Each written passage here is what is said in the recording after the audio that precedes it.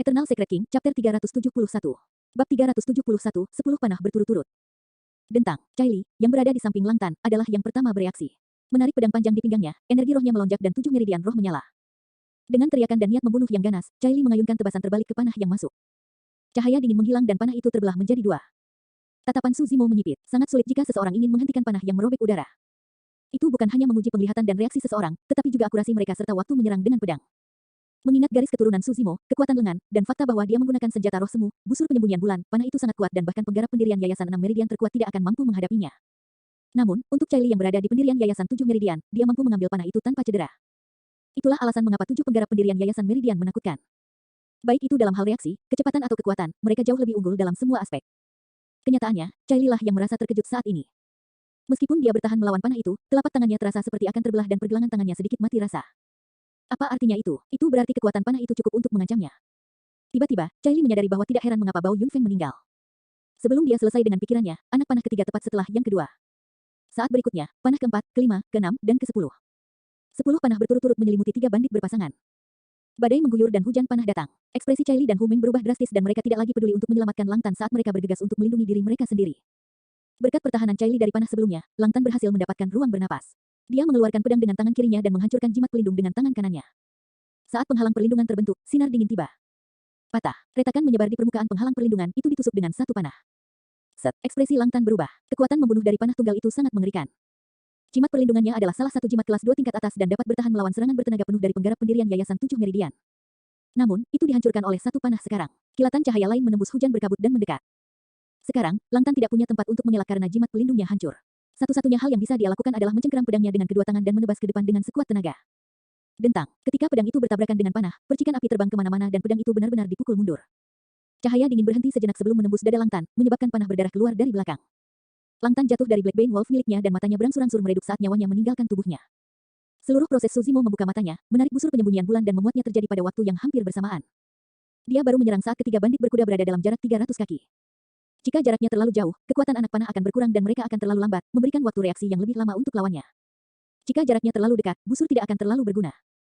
Sekitar 300 kaki atau 100 meter sudah cukup untuk Su Zimo, anak panah akan hampir seketika melawan 3 bandit berkuda yang menyerang. Dalam jarak 100 meter, 10 anak panah berturut-turut membunuh Langtan dari 4 bandit berkuda di jalan yang panjang. Semua pembudidaya yang melihat itu terjadi diam-diam terkejut. Jika mereka berada di tempat Langtan, akan sulit bagi mereka untuk bertahan dari 10 panah juga. Tidak jauh dari situ, Paman Liang mengangguk. Saya harus mengatakan bahwa kartu truf orang ini sangat kuat dan bahkan dapat mengancam 7 penggarap pendirian Yayasan Meridian. Namun, kekurangannya juga terlihat jelas. Keuntungan dari busur ada dalam pertarungan jarak jauh. Pada jarak dekat, busur hanyalah beban. Setelah 10 anak panah, 2 bandit berkuda yang tersisa dan ribuan pengendara berkuda menyerbu dan telah tiba sebelum Su Zimo. Bahkan jika Su Zimo memiliki busur bawaan, itu tidak akan berguna mengingat kedekatan seperti itu, apalagi fakta bahwa busur penyembunyian bulan hanyalah senjata roh semu. Selanjutnya adalah pertarungan jarak dekat. Kesalahan sekecil apapun bisa menyebabkan pemenggalan kepala. Mati. Hu Ming adalah yang pertama tiba saat dia memegang tombak tembaga besar dengan wajah di ujungnya dan bersinar dengan 4 pola roh di tangannya. Sepertinya beratnya 5 ton saat Hu Ming mengayunkannya ke arah Su Zimo. Tombak tembaga itu sangat kuat sehingga hujan bahkan tidak bisa menembus busur serangannya. Lihat, ini adalah kultivator pendirian Yayasan 7 Meridian. Hu Ming juga telah maju ke pendirian Yayasan 7 Meridian. 7 meridian roh bersinar di permukaan tubuh Hu Ming. 2 sisa dari 4 bandit berkuda sama-sama berada di pendirian Yayasan 7 Meridian. Paman Liang menghela nafas. Su Zimo itu tidak beruntung. Seorang penggarap pendirian Yayasan 7 Meridian tunggal lebih dari cukup untuk membunuhnya. Untuk berpikir bahwa bahkan Hu Ming telah maju ke pendirian Yayasan 7 Meridian. Berdiri di belakang Tang Yu adalah seorang pria dengan ekspresi angkuh. Dia menyilangkan lengannya dan mencibir, 15 menit. Dia bahkan tidak akan bertahan 10 napas. Itu tidak pasti, Tang Yu mengerutkan kening. Xiao Ning menatap tajam ke medan perang dengan tangan yang sedikit menggigil, mengungkapkan kegugupan yang dia rasakan. Merasakan emosinya, Tang Yu melirik ke samping dan memegang telapak tangan Xiao Ning, menyenggolnya sedikit untuk menghiburnya. Xiao Ning menghirup udara dalam-dalam dan secara bertahap menenangkan diri. Dentang, saat Hu Ming menyerang, Su Zimo menyingkirkan busur penyembunyian bulannya dan menarik pedang raksasa berwarna merah darah dari tas penyimpanannya. Blood Quencher tiba dengan niat membunuh yang sangat kuat. Oh, tombak perunggu dianggap sebagai senjata khusus. Meskipun tidak mobile, keunggulannya ada pada kekuatannya. Selain itu, ciri-ciri wajahnya sangat hidup, menyerupai Fajra yang marah dengan kekuatan dahsyat yang menggetarkan hati seseorang. Selama pertarungan, para kultivator akan cenderung untuk saling menatap satu sama lain sesekali. Selama mereka sedikit terganggu dan kehilangan fokus dalam kekuatan mereka, mereka praktis akan hancur menjadi bubur, bahkan tanpa mayat yang tersisa. Su Zimo mengaduk garis keturunannya dan menggunakan kekuatan penuhnya untuk masing-masing dari 10 panah berturut-turut. Kalau tidak, dia tidak bisa membunuh salah satu dari 3 bandit berkuda secara langsung juga. Tapi saat ini, Hu Ming telah bergegas. Ini adalah saat ketika Su Zimo baru saja kehabisan kekuatannya dan belum pulih, yang bisa dia lakukan hanyalah menaikkan Blood Quencher untuk mempertahankannya di depan dirinya sendiri secara pasif. Dentang, suara benturan logam yang menusuk telinga bergema saat tombak tembaga bertabrakan dengan Blood Quencher. Tubuh Su Zimo bergetar dan dia terhuyung mundur 3 langkah. Tepat setelah itu, Chai Li tidak memberi Suzimo ruang untuk bernafas dan menyerang Black Feather Dole yang dia tumpangi. Dia menebas pedangnya secara horizontal, mengarah ke tenggorokan Suzimo. Suzimo mengangkat pedangnya untuk bertahan sekali lagi.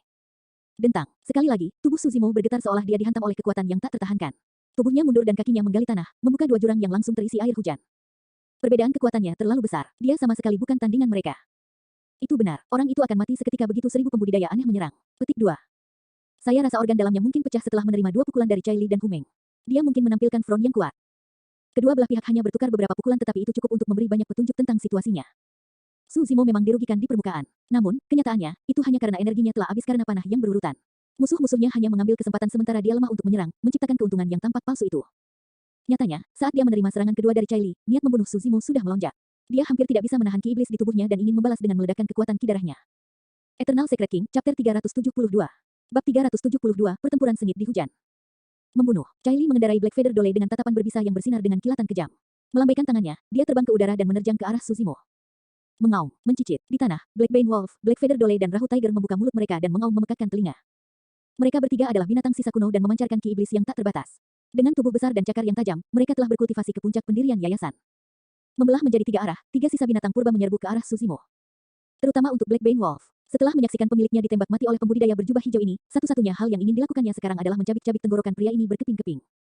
Di udara, Chai Li memegang pedangnya dan turun dari langit bersama Hu Meng dan tombak tembaganya. Ribuan penjahat aneh telah menyerang ke depan, mengelilingi tempat itu sepenuhnya dan meninggalkan Suzimo tanpa ruang untuk melarikan diri. Membunuh, membunuh, membunuh. Para penjahat meneriakkan dengan marah dan menyerang. Beberapa dari mereka memanggil pedang terbang, beberapa dari mereka melepaskan seni roh dan yang lainnya menggunakan pedang dan kapak. Ketika mereka melihat itu, para penonton menggelengkan kepala dan mendesah pada diri mereka sendiri. Bahkan warisan murid faksi seperti Glass Palace dan Malevolent Earth Sekte tidak akan bisa lolos dari serangan seperti itu tanpa cedera, apalagi penggarap pendirian Yayasan 5 Meridian seperti Suzimo.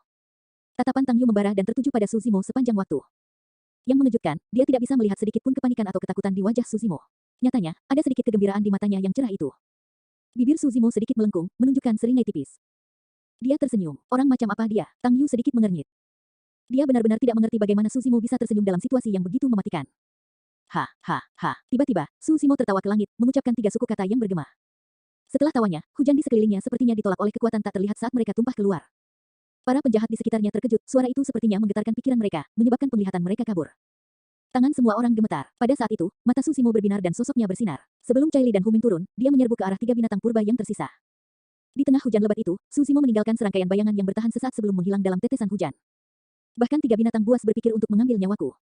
Tertawa terbahak-bahak, Suzimo tidak menahan rasa jijik di matanya saat garis keturunannya bergejolak, mengeluarkan suara tsunami, guntur dan harimau serta macan tutul yang menyebabkan seseorang menggigil. Terhadap 3 binatang sisa kuno yang masuk, Suzimo menebas secara terbalik. Pancaran darah saber raksasa meluas, menelan Rahu Tiger dan Black Feather Dole di dalamnya. Tepat setelah itu, Suzimo melangkah maju dan membanting, menggunakan tangan kirinya sebagai segel dan meninju kepala Black Bane Wolf. Mata Black Bane Wolf bersinar dengan kekerasan dan tidak mundur atau menghindar. Sebaliknya, ia menjangkau tenggorokan Suzimo dengan cakarnya yang tajam. Black Bane Wolf jauh lebih besar dari ukuran Suzimo. Dalam keadaan normal, bahkan sebelum Suzimo bisa meninju Black Bane Wolf, cakar yang terakhir sudah merobek tenggorokannya. Mata Black Bane Wolf bersinar karena kegembiraan. Itu bisa memvisualisasikan manusia sebelum dicabik oleh cakarnya.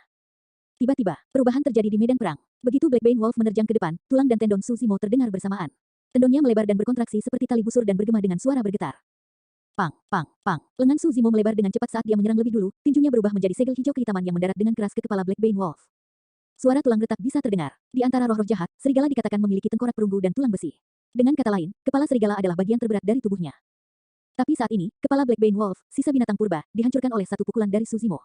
Cus otaknya berceceran saat mengeluarkan jeritan tragis sebelum mati di tempat. Jika Black Bane Wolf dikatakan memiliki tengkorak yang terbuat dari perunggu dan tulang besi, tinju Suzimo akan setara dengan berlian yang tidak bisa dihancurkan dan maha kuasa. Setelah membunuh Black Bane Wolf dengan satu pukulan, Black Feather Dole dan Rahu Tiger mundur melawan ketajaman Blood Quencher. Pada saat ini, serangan para pembudidaya lainnya tiba. 27 penggarap pendirian Yayasan Meridian yang merupakan ancaman terbesar bagi Suzimo, Chai Li dan Hu Meng, menyerang sekali lagi dengan senjata masing-masing. Pertempuran berdarah telah meletus sepenuhnya. Dentang, dentang.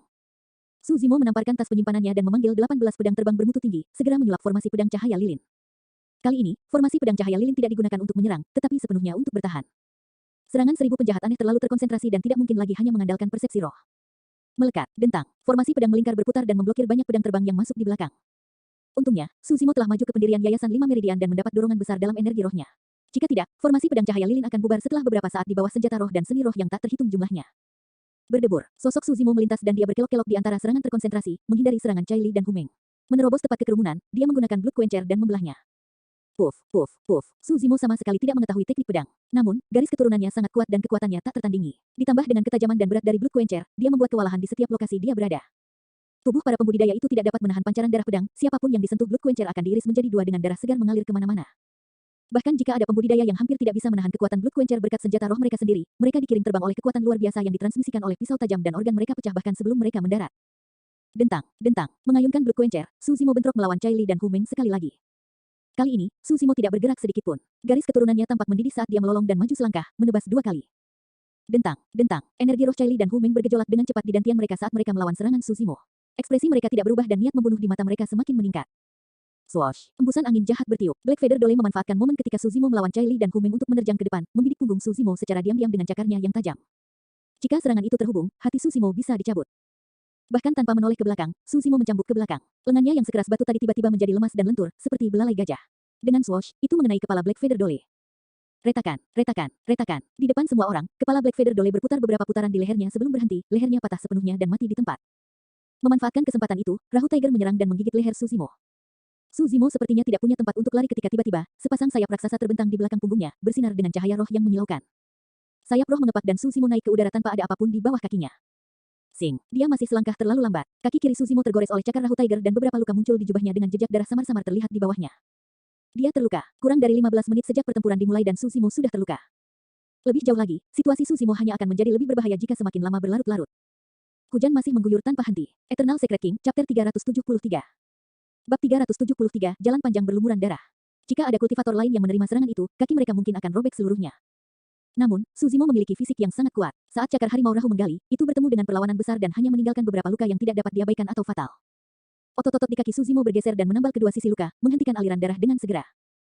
Kekuatan fisiknya bukan hanya dalam hal kekuatan mentah, kemampuan regenerasinya yang bahkan akan didambakan oleh sisa-sisa binatang purba adalah apa yang membuat Su Zimo begitu kuat dalam pertarungan berkelanjutan. Menamparkan bibirnya, mata Su Zimo tidak menunjukkan rasa takut dan malah bersinar dengan semangat. Sayap roh mengepak dan kecepatan Su Zimo maksimal. Berubah menjadi seberkas cahaya, dia menembak ke kerumunan dan melambaikan Blood Quencher, menyebabkan darah menyembur kemana-mana. Melekat, dentang, senjata roh yang tak terhitung jumlahnya hancur berkeping-keping. Banyak tokoh jatuh ke jalan panjang satu demi satu, batuk seteguk darah dengan waktu hidup yang tidak lama lagi. Swoosh, Hu Meng memegang tombak tembaga dan turun dari langit, menghancurkan ke arah kepala Su Zimo dengan embusan angin jahat. Bayangan pedang masih ada, berkelap-kelip dengan dingin, Su Zimo tidak punya banyak ruang untuk menghindar sama sekali. Dia hanya bisa mengandalkan formasi pedang cahaya lilin yang berputar untuk menjaga sekelilingnya. Menghirup udara dalam-dalam, Su Zimo berbalik dengan tajam dan menebas ke atas. Dentang, suara dentang logam bergema memekakkan telinga. Bahkan banyak orang nekat di sekitarnya merasa telinga mereka sakit karena suara itu, apalagi Su Zimo yang berada di pusat segalanya. Tubuh Su Zimo bergetar dan lempengan batu di bawah kakinya hancur. Kedua kakinya merosot ke tanah dan tiba-tiba dia tampak jauh lebih pendek. Kali ini, jelas bahwa Su Zimo dirugikan. Pada kenyataannya, jika itu adalah pertempuran satu lawan satu, kekuatan Su Zimo tidak akan lebih lemah dari Hu Meng bahkan jika yang terakhir adalah penggarap pendirian Yayasan Tujuh Meridian. Namun, selain Hu Meng, Su Zimo dikelilingi oleh 1000 penjahat aneh, sisa-sisa binatang purba dan 7 meridian penggarap pendirian yayasan lainnya. Dalam keadaan seperti itu, sangat beruntung Su Zimo bisa bertahan. Situasi ini mirip dengan malam itu di bengkel senjata Mo Spirit ketika dua inti emas yang sekarat tiba untuk membunuhnya. Sebenarnya, kekuatan inti emas sudah lebih dari cukup untuk membunuhnya. Namun, dengan bantuan Night Spirit, Su Zimo memanfaatkan lawannya yang meremehkan dirinya, pemahaman waktu dan lingkungan yang tepat, telapak tangan tulang darahnya dan berbagai faktor lainnya untuk membunuh inti emas sebagai gantinya. Dalam pertarungan yang sebenarnya, tidak mungkin Su Zimo menjadi tandingan Golden Core, bahkan jika dia mengambil wujud iblisnya. Pembentukan inti adalah langkah pertama untuk membebaskan diri dari batasan langit dan bumi dan tidak ada yang bisa dicemooh. Bahkan Golden Core di tahun-tahun senja mereka bukanlah orang-orang yang bisa ditentang oleh penggarap pendirian yayasan, kekuatan dan kekuatan mereka tidak bisa dianggap enteng. Saat ini, bahkan jika Su Zimo mengaktifkan garis keturunannya, kekuatannya hanya cukup untuk menandingi Chai Li dan Hu Meng. Namun, dia pasti dirugikan dengan tambahan begitu banyak penjahat yang menyerangnya terus-menerus. Berdebur, kilatan cahaya dingin melintas. Su Zimo hanya merasa pandangannya kabur dan dia tidak bisa mengidentifikasi di mana pedang Chai Li berada. Itu adalah teknik pedang yang sangat canggih. Jika Su Zimo telah membuka lubang matanya, kekuatan matanya akan meningkat pesat dan dia akan dapat melihat melalui ilusi, sehingga membaca di mana pedang Chai Li berada. Tapi saat ini, Su Zimo tidak tahu apa-apa tentang teknik pedang dan dia hanya bisa mundur saat menghadapi serangan itu. Retret tunggal itu menyebabkan banyak celah dalam pertahanan asli Su Zimo terungkap. Pada saat ini ketika dia dikepung, penggunaan persepsi rohnya hampir dapat diabaikan tidak peduli seberapa kuatnya itu. Hujan deras menyerupai segudang serangan, bahkan jika Su Zimo bisa merasakannya, dia tidak bisa menghindari semuanya. Itu sangat ramai dan intens sehingga membuat sesak napas. Meskipun ia berhasil menghindari serangan fatal Chai Li, beberapa luka lagi muncul di tubuh Su Zimo dalam sekejap mata saat darahnya tersapu oleh hujan. Dia tidak akan bisa bertahan lebih lama lagi jika ini terus berlanjut. Seorang kultivator pemarah tubuh seperti dia pasti akan menjadi lebih lemah saat dia kehilangan lebih banyak darah. Situasinya hanya akan menjadi lebih buruk. Sayang sekali, pria itu benar-benar memiliki kekuatan untuk melawan 4 bandit berkuda. Tang Yu tidak bergerak di hadapan komentar orang banyak, hanya terlihat sedikit khawatir. Tatapan Su Xiaoning terpaku pada sosok hijau menyusut yang bertarung di antara kerumunan. Mengerucutkan bibirnya erat-erat, pandangannya berangsur-angsur kabur oleh lapisan hujan berkabut. Mayat tergeletak di sekitar kaki Suzimo dalam pemandangan yang mengerikan. Terlepas dari kenyataan bahwa dia ditahan oleh 27 penggarap pendirian Yayasan Meridian dan pemboman 1000 penjahat aneh, Suzimo masih berhasil membunuh lebih dari 100 penggarap pendirian yayasan dengan kekuatan tempur jarak dekat yang menakutkan. Jubah hijaunya hampir ternoda merah pada saat ini. Suzimo, menyerah sekarang dan aku bisa membiarkanmu mati dengan mayat penuh.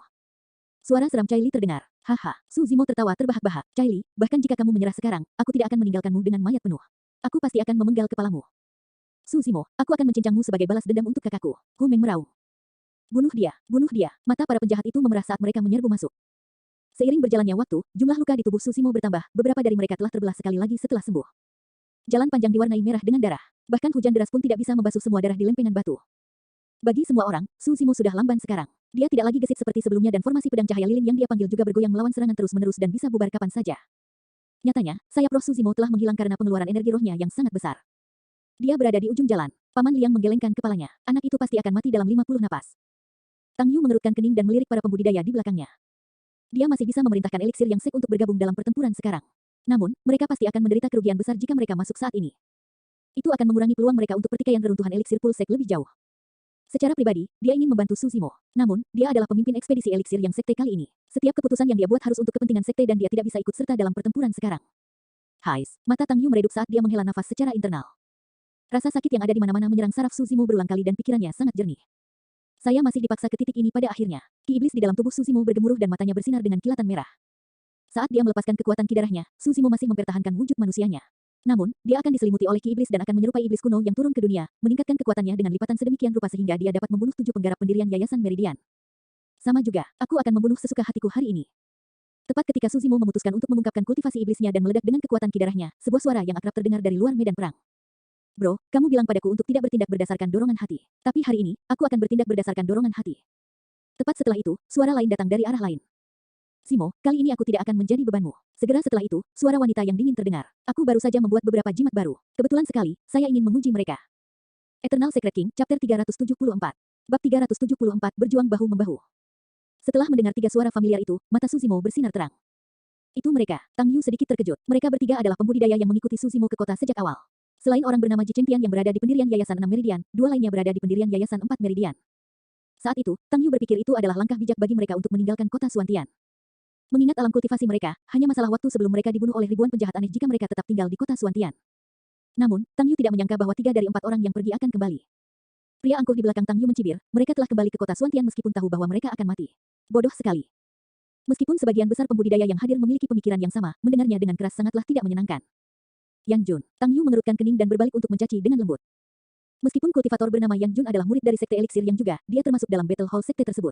Di pendirian Yayasan 7 Meridian, dia adalah salah satu kekuatan inti mereka untuk ekspedisi ke medan perang kuno dan Tang Yu tidak bisa memarahinya terlalu keras. Yang Jun mendengus dan tidak mengatakan apa-apa lagi. Tiba-tiba, sebuah suara terdengar dari suara itu, lembut namun tegas. Itu bukan kebodohan, tapi kesetiaan. Xiaoning memiliki sifat lemah lembut dan akan menelan kemarahannya bahkan jika dia dianiaya, butuh keberanian yang sangat besar baginya untuk membantahnya. Namun, dia benar-benar tidak bisa melepaskan semuanya saat ini. Untuk beberapa alasan, rasa frustrasi melonjak dalam dirinya saat dia mencengkeram tinjunya erat-erat dan menatap Yang Jun. Orang sepertimu tidak akan pernah tahu apa arti kesetiaan. Loyalitas. Apakah omong kosong itu berarti menuju kematian bersama? Yang Jun mendengus dan menatap Su Xiaoning dengan mengejek. Dia menyeringai dan melanjutkan dengan dingin, karena kamu tahu apa itu kesetiaan, bagaimana kalau kamu bergabung dengan mereka untuk mati juga, iya. Yang Jun adalah penggarap pendirian Yayasan 7 Meridian, siapa yang tahu berapa banyak darah yang ternoda oleh tangannya untuk dia kultivasi ke titik seperti itu dan memasuki medan perang kuno. Xiaoning merasakan hatinya tenggelam ketika dia bertemu dengan tatapan dingin Yang Jun dan tanpa sadar terhuyung mundur setengah langkah. Saat itu, Night Spirit yang tergeletak di tanah membuka matanya. Matanya yang hitam pekat memancarkan cahaya gelap yang berkedip-kedip. Seketika, suhu di sekitar mereka turun. Semua pembudidaya yang hadir, termasuk Paman Liang, merasakan niat dingin yang membuat mereka merinding, seolah-olah mereka menjadi sasaran makhluk kuno dan kejam yang dapat mencabik-cabik mereka kapan saja. Jantung Paman Liang berdetak kencang. Yang Jun yang awalnya angkuh dan berapi-api merasa bulu kuduknya berdiri. Bayangan kematian yang belum pernah terjadi sebelumnya menyelimutinya, membuatnya merasa kedinginan. Merasakan tindakan Night Spirit, Xiaoning buru-buru mengulurkan tangan dan menepuk kepalanya Night Spirit dengan tangan mungilnya, memberi isyarat agar tidak bertindak sembarangan. Lagi pula, sekte eliksir yang adalah satu-satunya kemungkinan di dalam kota Suantian yang mungkin mendukung Suzimo. Jika Night Spirit membunuh Yang Jun, itu sama dengan mengadu eliksir yang sek melawan Suzimo. Night Spirit menutup matanya sekali lagi. Seketika, hawa dingin di sekitarnya menghilang. Seolah-olah semua yang dirasakan semua orang sebelumnya hanyalah ilusi. Banyak pembudidaya bingung dan bertukar pandang dengan rasa takut yang tersisa, hanya beberapa orang yang memperhatikan tindakan Night Spirit sebelumnya. Paman Liang melirik Night Spirit dengan penuh arti. Yang Jun bergidik dan melihat sekeliling, hanya menghela nafas lega dan terlihat lebih santai setelah tidak menemukan apa-apa. Koma. Di jalan panjang, Kakak Ji, Kakak Leng Rou. Mata kecil yang gendut dipenuhi dengan keterkejutan ketika dia melihat Ji Chengtian yang mengepakkan sayap etiril dan Leng Rou yang menyerbu dari arah lain. Itu adalah reaksi yang sama untuk Ji Chengtian dan Leng Rou. Ini adalah pertempuran yang kemungkinan besar akan mereka mati dan tidak ada yang bisa membuat keputusan untuk orang lain. Tak satu pun dari mereka tahu apa yang dipikirkan orang lain dan tidak ingin menekan orang lain. Itulah alasan mengapa mereka berpisah setelah meninggalkan kota Suantian. Tapi sekarang, mereka semua kembali secara telepati ke kota Suantian dan memilih untuk bertarung bersama Su Zimo. Ini kimia, memegang kapak raksasa yang bersinar dengan 4 lampu roh, sedikit lemak menyerbu kerumunan dan memotong dengan liar di depannya. 6 meridian roh bersinar di tubuh gemuk kecil yang gemuk. Di sisi lain, Leng Rou membuang lusinan jimat dan memanggil pedang terbangnya sebelum menyerbu ke medan perang dengan 6 meridian roh yang bersinar dari tubuhnya juga. 26 penggarap pendirian Yayasan Meridian. Keduanya hanya berada di 4 meridian Yayasan Pendirian ketika mereka meninggalkan kota Suantian. Hanya ada satu kemungkinan bagaimana mereka berdua maju ke pendirian Yayasan 6 Meridian dalam waktu sesingkat itu. Seperti Su Zimo, baik si kecil gendut maupun Leng Rou menerobos ke pendirian Yayasan 5 Meridian selama periode waktu ini. Tepat setelah itu, mereka mengkonsumsi Meridian Unlocking Elixir dan langsung maju ke pendirian Yayasan 6 Meridian. Haha, sepasang sayap roh muncul di belakang Ji Chengtian saat dia terbang ke udara sambil tertawa terbahak-bahak. 7 Meridian roh muncul tanpa terasa di balik jubahnya. Pendirian Yayasan 7 Meridian, Ji Chengtian juga telah menerobos. Mengingat anugerah Ji Chengtian, dia memiliki kesempatan untuk menembus pendirian Yayasan 7 Meridian di medan perang kuno. Namun, tidak ada cara yang bisa dicapai begitu cepat. Dengan kata lain, dia membuat keputusan yang sama dengan sedikit lemak dan Leng Rou. Dia mengkonsumsi Meridian Unlocking Elixir. Mereka bertiga tersenyum satu sama lain dari lubuk hati mereka. Meridian Unlocking Elixir hanya efektif ketika dikonsumsi untuk pertama kali dan tak satu pun dari mereka bermaksud menggunakannya di alam kultivasi mereka saat ini. Namun, mereka semua membuat keputusan yang sama untuk mengkonsumsinya untuk pertempuran ini tanpa berdiskusi atau memberitahu satu sama lain sebelumnya. Mereka melepaskan kesempatan untuk berkultivasi tinggi dan mengabaikan kemungkinan mereka melarikan diri hanya untuk pertempuran ini. Su Zimo mengerti. Saat dia melihat mereka kembali, dia mengerti segalanya. Namun, meskipun dia emosional dan bibirnya bergetar saat ini, dia tidak bisa mengatakan sepatah kata pun. Aku juga di sini. Tiba-tiba, seorang kultivator yang tampak jujur muncul di medan perang. Dengan raungan nyaring, dia mengayunkan tongkat logamnya dan memukul mundur 2 penjahat. Jian bodoh. Jantung kecil yang berlemak berdetak kencang ketika dia mendengar suara itu saat dia berbalik dengan tidak percaya. Pada saat ini, mereka berempat yang meninggalkan kota Suantian telah kembali. Perasaan hangat melonjak di hati Su Zimo saat dia melihat itu, lukanya tidak lagi terasa menyakitkan. Tidak perlu kata-kata atau terima kasih. Memahami fakta bahwa mereka berempat tidak pernah pergi dan kembali untuk bertarung bahu-membahu dengannya selama saat yang paling kritis sudah lebih dari cukup. Hahaha. Akhirnya, Su Zimo tertawa terbahak-bahak. Ji Chengtian tertawa, seperti Leng Rou, sedikit gemuk, seperti si Jian. Di tengah kilatan pedang dan jebakan, mereka berlima tampak basah kuyup dan malang. Namun, mereka tertawa bahagia dari lubuk hati mereka. Seseorang menangis tetapi dalam sekejap mata, itu bercampur dengan hujan dan mengalir di pipi mereka.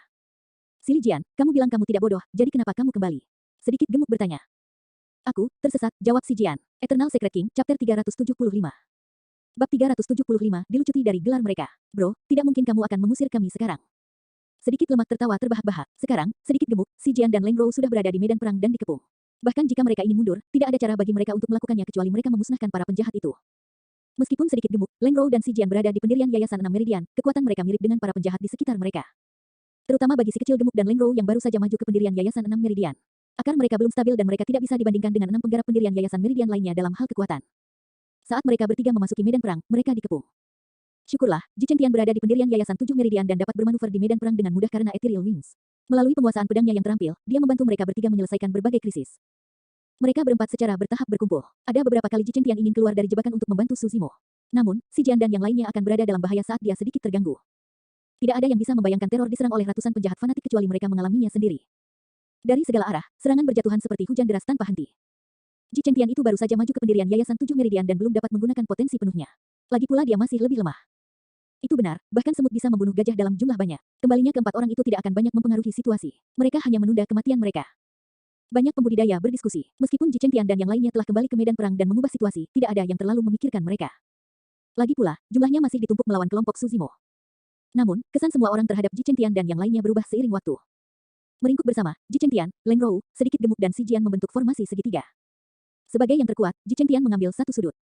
Sebagai master jimat, Leng Rou memiliki jumlah jimat yang tampaknya tak terbatas di tas penyimpanannya. Lebih jauh lagi, kekuatan bertarungnya kuat saat dia mengenakan jimat tipe ofensif, defensif, dan dukungan yang tak ada habisnya.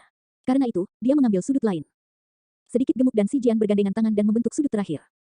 Formasi segitiga mereka sangat stabil dan pantang menyerah. Tanpa celah yang jelas dan perubahan konstan, chemistry mereka sempurna dan mereka berhasil menahan serbuan ratusan penjahat. Sebaliknya, ada penjahat yang terluka dan sekarat di sekitar mereka berempat. Su Zimo telah memimpin mereka ke tempat ini dari perbatasan medan perang kuno dan mereka telah melewati terlalu banyak pertempuran dan situasi berbahaya. Perjalanan mereka sulit dan penuh dengan pembunuhan. Ini adalah formasi yang sangat mereka kenal. Pergilah ke sana dan bunuh mereka berempat. Chai Li memerintahkan dengan cepat. Tak lama kemudian, dia dan Hu Ming adalah satu-satunya yang tersisa di depan Su Zimo. Kemunculan Ji Chengtian dan yang lainnya berhasil mengangkat beban Su Zimo dengan menarik para penjahat yang tersisa. Pada titik ini, perubahan akhirnya terjadi dalam situasi di mana faksi 4 bandit berpasangan seharusnya menang. Hasil dari pertempuran ini mulai menjadi tidak jelas. Atau lebih tepatnya, bahkan jika 4 bandit berkuda menang, itu akan menjadi kemenangan yang tragis dan mereka akan kehilangan kekuatan untuk memperebutkan reruntuhan eliksir pul sekte dengan faksi lain. Humeng berdiri di jalan yang panjang dan menatap Susimo yang dipenuhi darah dengan sedikit keterkejutan di matanya. Dia benar-benar tidak bisa membayangkan bagaimana orang ini bisa bertahan sampai sekarang dengan begitu banyak luka. Jika dia dalam situasi itu, dia mungkin sudah lama mati. Susimo, kamu berada di ujung jalan sekarang. Anda memiliki setidaknya 30 luka di tubuh Anda dan Anda akan mati hanya karena berdarah. Berhenti berjuang. Suara Chai Li terdengar dingin saat dia menatap tajam ke arah Susimo. Selama Susimo membuka celah, Chai Li akan menyerang dan mendaratkan pukulan fatal. Namun, dia kecewa. Ekspresi Susimo tenang seperti biasa dan tidak ada tanda-tanda kelelahan di wajahnya yang anggun itu, hanya lebih pucat dari sebelumnya. Niat bertarung di matanya semakin kuat dan membara, bahkan berkilauan dengan kilatan kegembiraan. Chai Li malah merasa sedikit gugup. 4 bandit berkuda, akan dicabut gelarnya hari ini. Susimo tersenyum dengan niat membunuh yang kuat. Dentang, dentang, Blood Quencher berdering dan suara benturan logam bergema di semua tempat. Menderu ke langit, Susimo melangkah maju dan mengayunkan pedang besar, membungkus Chai Li dan Humeng di busurnya. Dengan aura yang sangat deras, tidak mungkin dia mirip dengan seseorang yang terluka. Dentang, dentang, Blood Quencher bertabrakan dengan tombak tembaga dan pedang saat percikan api terbang sementara pekikan memekakkan telinga terdengar, itu jelas meskipun guntur bergemuruh. Chai Li dan Humeng bergidik dan mundur setengah langkah. Ini adalah pertama kalinya mereka berdua dipaksa mundur sejak awal pertempuran. Lagi, Susimo tertawa terbahak-bahak dan melangkah maju. Dengan keras, jurang raksasa terbentuk di tanah saat lempengan batu di kedua sisinya terlempar. Membuat busur di udara, pancaran darah dari Blood Quencher semakin intensif dan turun ke atas dua kepala mereka. Tanpa tempat untuk lari, Chai Li dan Humeng hanya bisa menghadapinya lagi. Gedebuk, gedebuk, gedebuk. Mereka berdua mundur sekali lagi dengan ekspresi pucat. Tiba-tiba, lapisan ketakutan menyelimuti hati Chai Li dan Humeng. Keributan yang disebabkan oleh pertempuran itu terlalu besar. Jumlah pembudidaya yang berkumpul meningkat dan faksi utama kota Suantian juga disiagakan. Penerus Sekte Wayang dan Sekte Seribu Bangau tiba, menyaksikan medan perang tragis di jalan panjang dengan sedikit ekspresi. Sisi timur kota Suantian, seorang pria berjubah mewah berdiri di depan sebuah rumah besar. Tangan di belakang punggungnya, dia melihat ke langit dengan tatapan menyipit, matanya jernih, menyerupai kaca. KKP, seorang kultivator Glass Palace melesat di tengah hujan. Sesampainya di depan pria berjubah mewah itu, dia menyapa dengan kepalan tangan. 4 bandit berkuda telah kembali dan ada pertempuran besar-besaran di jalan yang panjang, kemenangan belum diputuskan untuk saat ini. Pria berjubah mewah itu terganggu dan matanya linglung, seolah-olah dia tidak mendengar apa-apa. Sesaat kemudian, ekspresinya berubah saat dia berbalik perlahan, mengerutkan kening ke arah kultivator Glass Palace. Bimbang. Ya, kultivator Glass Palace mengangguk. Langtan dari 4 bandit berkuda langsung ditembak mati oleh Susimo. Orang itu memiliki senjata roh yang sempurna dan sangat kuat dalam pertarungan jarak dekat. Setelah itu, 4 orang datang dan membantu Susimo di medan perang. Sampai sekarang, hasilnya tidak jelas. Susimo bertarung dengan 27 meridian penggarap pendirian yayasan, Chai Li dan Humeng, dan sulit untuk mengatakan siapa yang lebih kuat. 5 dari mereka berhasil selamat dari serangan massal 1000 penjahat sampai sekarang. Dan dia bahkan bertahan melawan 27 penggarap pendirian yayasan Meridian.